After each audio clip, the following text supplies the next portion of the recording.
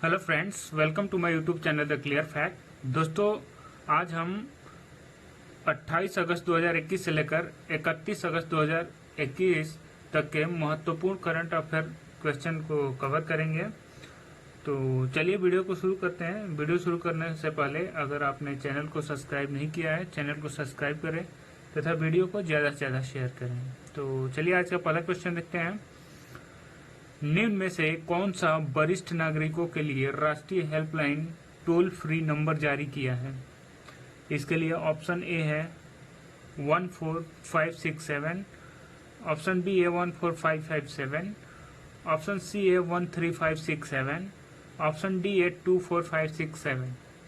इसमें जो सही ऑप्शन है वो है ऑप्शन ए, यानी सामाजिक न्याय एवं अधिकारिता मंत्रालय भारत सरकार और राजस्थान सरकार की पहल पर संचालित एल्डरलाइन टोल फ्री नंबर 14567 के राजस्थान प्रोजेक्ट हेड राजीव दुबे ने यह पोस्टर भेज किया। तो आइए अगला क्वेश्चन देखते हैं। रक्षा मंत्री राजनाथ सिंह ने भारत के किस शहर में नीरज चोपड़ा के नाम पर बने स्टेडियम का उद्घाटन किया? इसके लिए ऑप्शन ए है दिल्ली, ऑप्शन बी है प्रयागराज, ऑप्शन सी है हरिगढ़, ऑप्शन डी है पुणे। इनमें जो सही ऑप्शन है वो है ऑप्शन डी, यानी रक्षा मंत्री राजनाथ सिंह ने पुणे में नीरज चोपड़ा के नाम पर बने स्टेडियम का उद्घाटन किया। आर्मी स्पोर्ट्स इंस्टीट्यूट के परिसर में स्टेडियम का नाम Neeraj Chopra army sports institute Pune छावनी रखा गया है।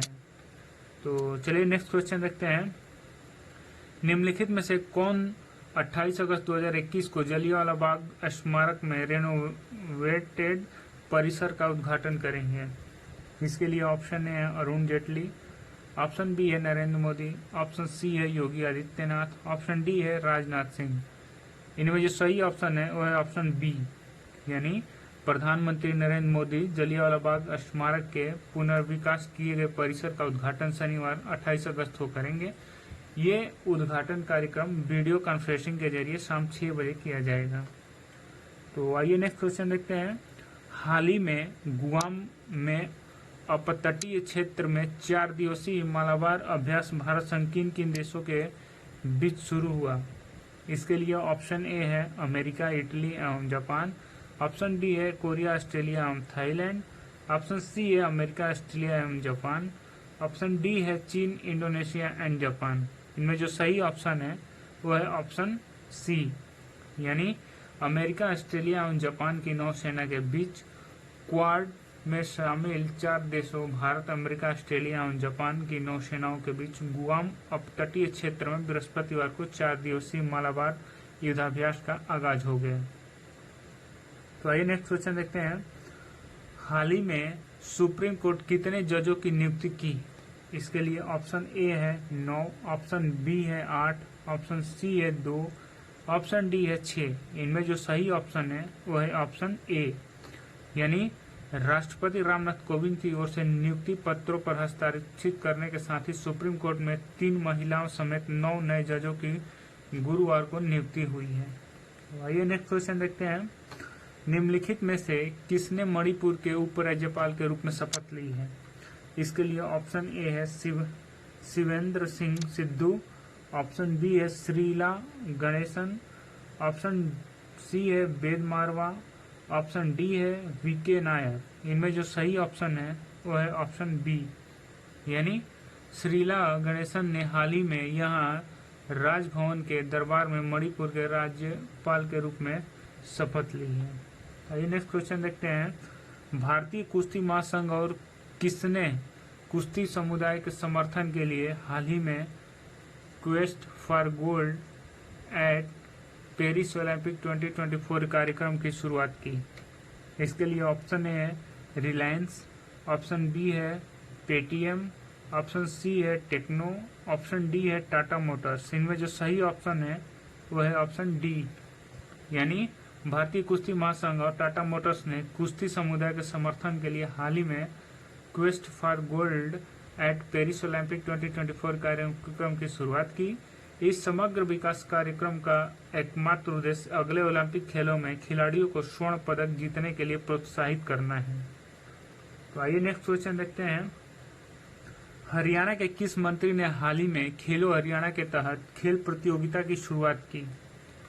इसके लिए ऑप्शन ए है संदीप सिंह, ऑप्शन बी है हरजिंदर कौर, ऑप्शन सी है सरदार सिंह, ऑप्शन डी है राजवीर सिंह। इनमें जो सही ऑप्शन है वो है ऑप्शन ए, यानी हरियाणा के खेल मंत्री संदीप सिंह ने हाल ही में अम्बाला छावनी में खेलो हरियाणा के तहत राज्य स्तरीय खेल प्रतियोगिता की शुरुआत की।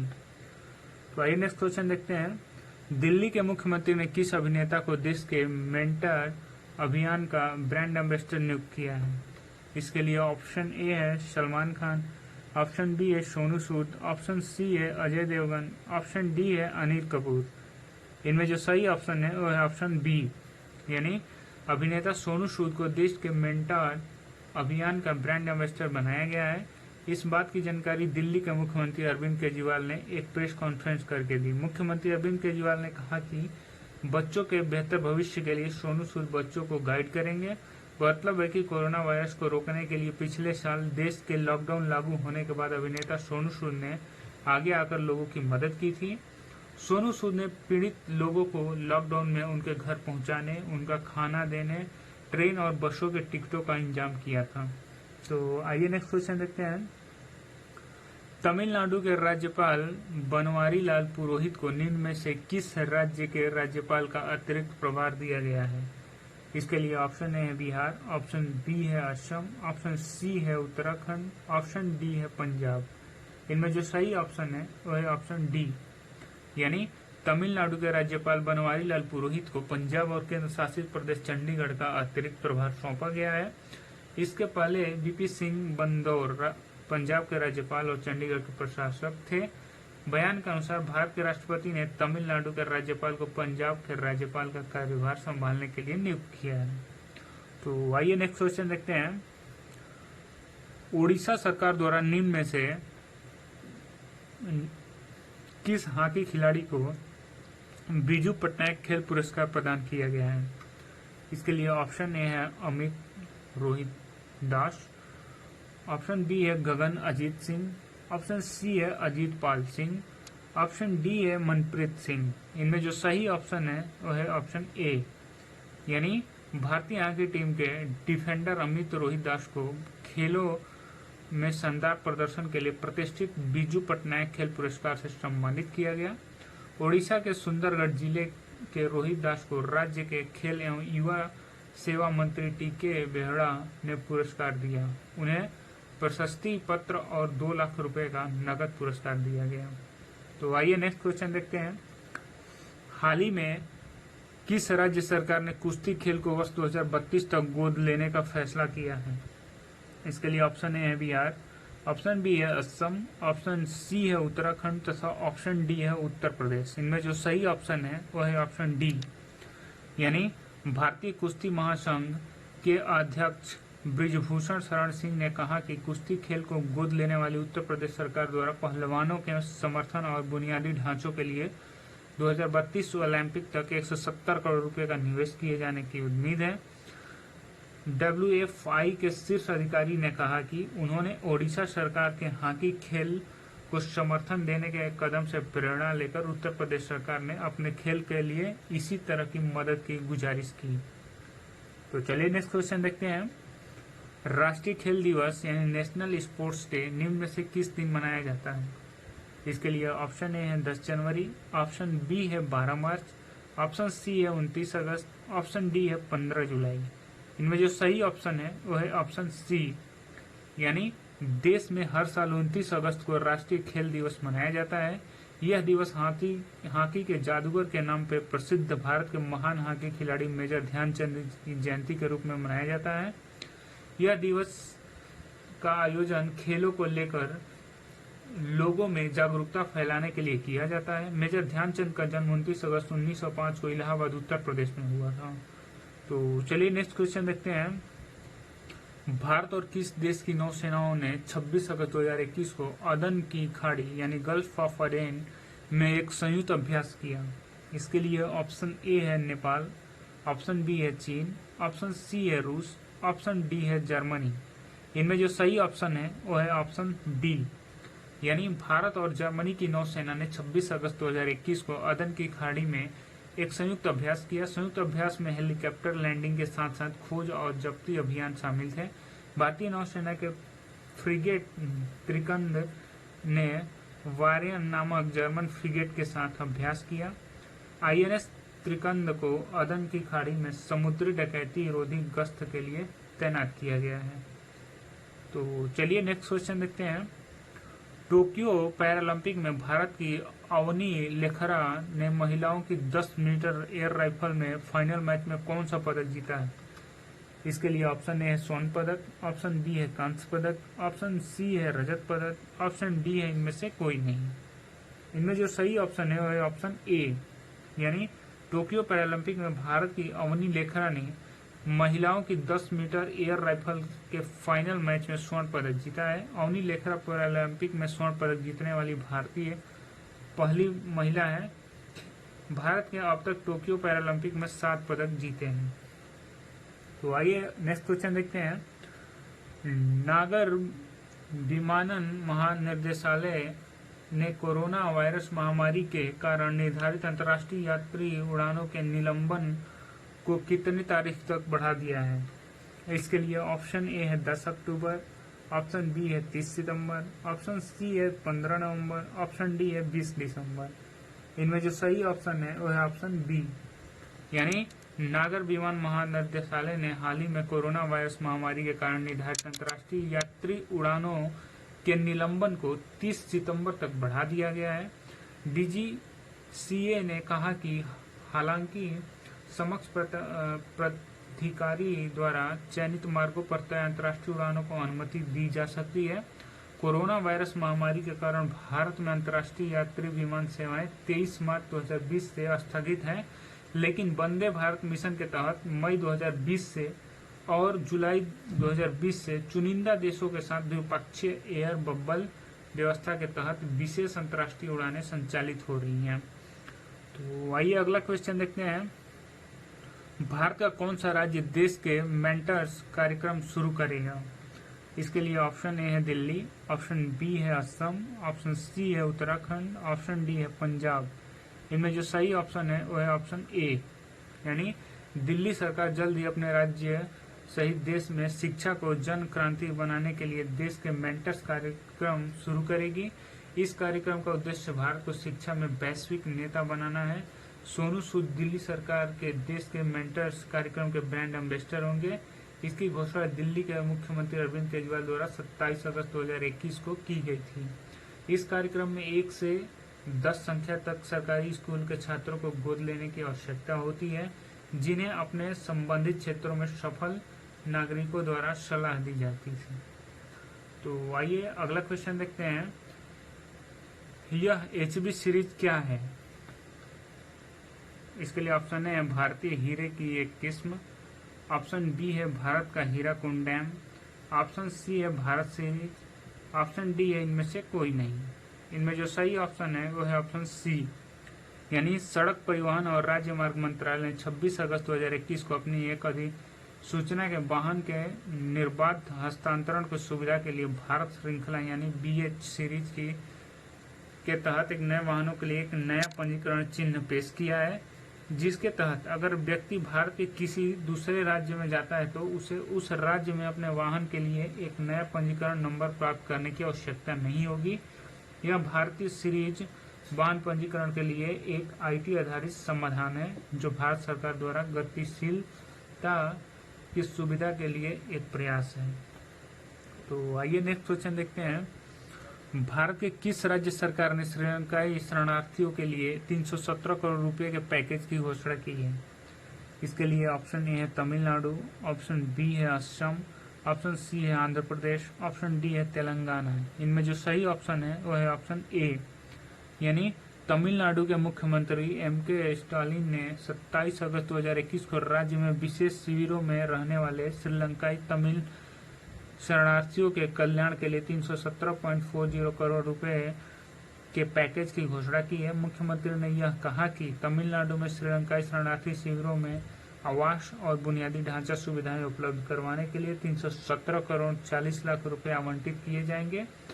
उन्होंने राज्य के नियम 110 के तहत इस कल्याण पैकेज की घोषणा की। इन शरणार्थी शिविरों में बुनियादी सुविधाओं में सुधार के लिए शरणार्थियों को पर्याप्त सहायता प्रदान करने के लिए एक विशेष समिति का गठन भी राज्य सरकार द्वारा किया जाएगा। तो चलिए नेक्स्ट क्वेश्चन देखते हैं। भारतीय संविधान के प्रस्ताव में स्वतंत्रता, समानता, बंधुत्व के आदर्श किस देश के संविधान के लिए किए गए हैं? इसके लिए ऑप्शन ए है यूएस, ऑप्शन बी है जर्मनी, ऑप्शन सी है जापान, ऑप्शन डी है फ्रांस। इनमें जो सही ऑप्शन है वो है ऑप्शन डी, यानी भारतीय संविधान की प्रस्तावना में शामिल आदर्श शब्द स्वतंत्रता, समानता, बंधुत्व फ्रांसीसी संविधान से लिए गए थे। भारत के संविधान में इस आदर्श शब्द को शामिल करने के पीछे भारत के संविधान निर्माताओं का प्रमुख उद्देश्य देश में व्यक्ति और समाज के स्तर पर लोगों को स्वतंत्रता का अधिकार देने के साथ ही भारत के समाज में मौजूद जातिगत और धार्मिक विभिन्नताओं के बावजूद देश के नागरिकों के बीच आपसी भाईचारे का समानता के अधिकार को प्रोत्साहित करना था।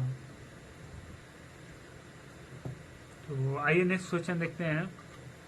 भारत के स्वास्थ्य मंत्रालय के एक हाल ही के बयान के अनुसार भारत में कितने फीसदी पात्र वयस्कों को अब तक कोविड-19 को कम से कम एक खुराक लग चुकी है? इसके लिए ऑप्शन ए है 70%, ऑप्शन बी है 40%, ऑप्शन सी है 60%, ऑप्शन डी है 50%। इनमें जो सही ऑप्शन है वह है ऑप्शन डी, यानी भारत ने 26 अगस्त 2021 को अपनी आधी वयस्क आबादी को कोविड-19 वैक्सीन के कम से कम एक खुराक लगाने का कार्य सफलतापूर्वक पूरा कर लिया है, क्योंकि भारत में पूरे देश में 61.10 करोड़ संचयी टीकाकरण के लक्ष्य को पार कर लिया है। भारत सरकार के स्वास्थ्य मंत्रालय के अनुसार भारत में 18 वर्ष से अधिक आयु की 50% आबादी को पहली खुराक मिली है, जबकि 15% लोगों को यह टीका पूरी तरह से लगाया जा चुका है। भारत ने 16 जनवरी 2021 को स्वास्थ्य देखभाल कार्यकर्ताओं और अग्रिम पंक्ति के कार्यकर्ताओं को प्राथमिकता देते हुए अपना मेगा कोविड-19 टीकाकरण अभियान शुरू किया था। तो आइए नेक्स्ट क्वेश्चन देखते हैं। वैज्ञानिक के मुताबिक जिस स्टेरॉइड ने पृथ्वी से डायनासोर का अंत किया था उसे किस नाम से पहचान मिली है? इसके लिए ऑप्शन ए है डायनासोर प्रभावक, ऑप्शन बी है चिकसुलभ प्रभावक, ऑप्शन सी है प्रभावक क्षुद्रग्रह या एस्टेरॉइड, ऑप्शन सी है इनमें से कोई नहीं। तो इनमें जो सही ऑप्शन है ऑप्शन बी।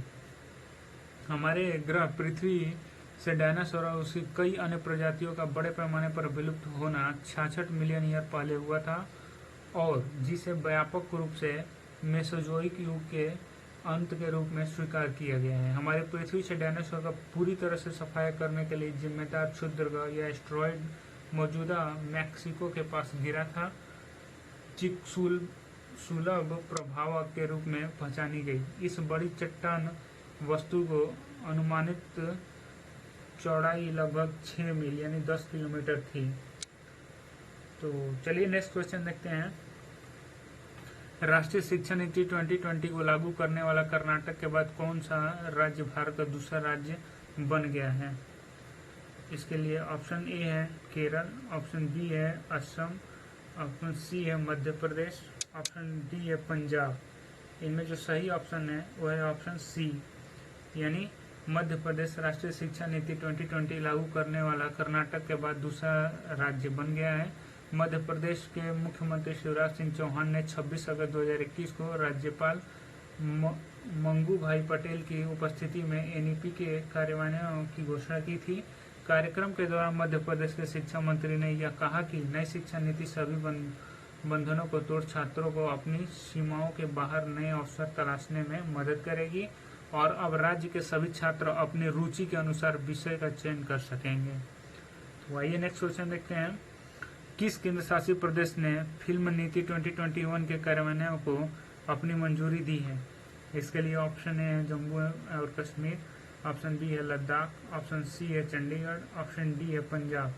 इनमें जो सही ऑप्शन है वह है ऑप्शन ए, यानी जम्मू और कश्मीर सरकार ने 27 अगस्त 2021 को फिल्म नीति 2021 के कार्यान्वयन को अपनी मंजूरी दी है। यह फिल्म नीति केंद्र शासित प्रदेश में फिल्म उद्योग के समग्र विकास को बढ़ावा देगी और इस क्षेत्र को एक बार फिर फिल्म उद्योग का पसंदीदा स्थल बनाने के लिए एक जीवंत फिल्म पारिस्थितिकी तंत्र तैयार करेगी। राज्य सरकार ने अनापत्ति के लिए सिंगल विंडो की व्यवस्था की है ताकि फिल्म निर्माताओं को किसी प्रकार की परेशानी का सामना न करना पड़े। इसी तरह राज्य में उपकरण, लोकेशन और प्रतिभाओं को डायरेक्टरी भी तौर पर की गई है। इस नई नीति से स्थानीय प्रतिभाओं को अपनी प्रतिभा के प्रदर्शन का मौका मिलेगा और इसके साथ ही राज्य के लोगों को आजीविका के अवसर भी मिलेंगे। तो आइए आज का लास्ट क्वेश्चन देखते हैं। एशियाई जूनियर बॉक्सिंग चैंपियनशिप 2021 में रोहित चमोली ने किस खिलाड़ी को हराकर भारत को पहला स्वर्ण पदक दिलाया?